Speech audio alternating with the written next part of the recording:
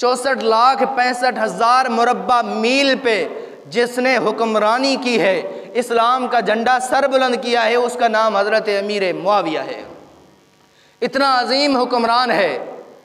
عزیز مسلمانوں، حضرت عمر کے بعد جس نے سب سے زیادہ کافروں کو رگڑا دیا ہے، سب سے زیادہ کفر پہ جو بھاری پڑا ہے، وہ حضرت امیر معاویہ ہے۔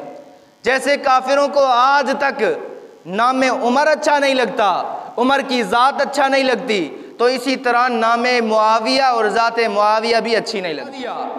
لفظ معاویہ کا معنی ہے کہ آسمان میں وہ چمکدار ستارہ جس کو دیکھ کے 4 ٹانگوں والا کتا بھونکتا ہے، وہ قیامت تک بھونکتا رہے۔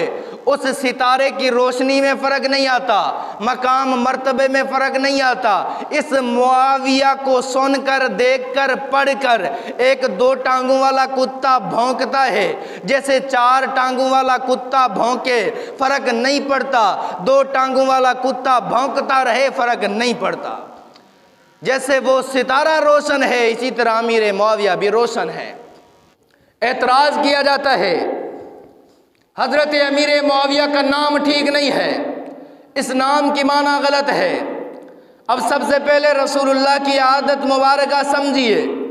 حضرت عائشہ الصدیقہ رضی اللہ عنہا فرماتی ہیں، کان النبی صلی اللہ علیہ وسلم غیر الاسم القبیح، کہ جب بھی رسول اللہ صلی اللہ علیہ وسلم کے سامنے کوئی شخص آ کے مسلمان ہوتا، اس کا نام اچھا نہ ہوتا، اسلام کے خلاف ہوتا، رسول اللہ بدل دیا کرتے تھے۔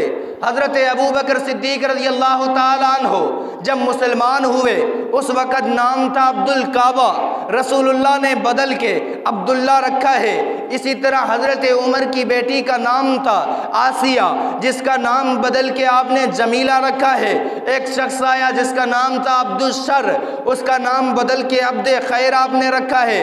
اسی طرح کئی صحابہ کے آپ نے نام بدل دیے ہیں۔ اب حضرت امیر معاویہ کا اگر نام غلط ہوتا تو رسول اللہ صلی اللہ علیہ وسلم جس طرح دوسرے نام بدل دیا کرتے تھے، امیر معاویہ کا نام بھی بدل دیتے۔ نہیں بدلا، پتہ چلا نام مبارک بالکل صحیح ہے۔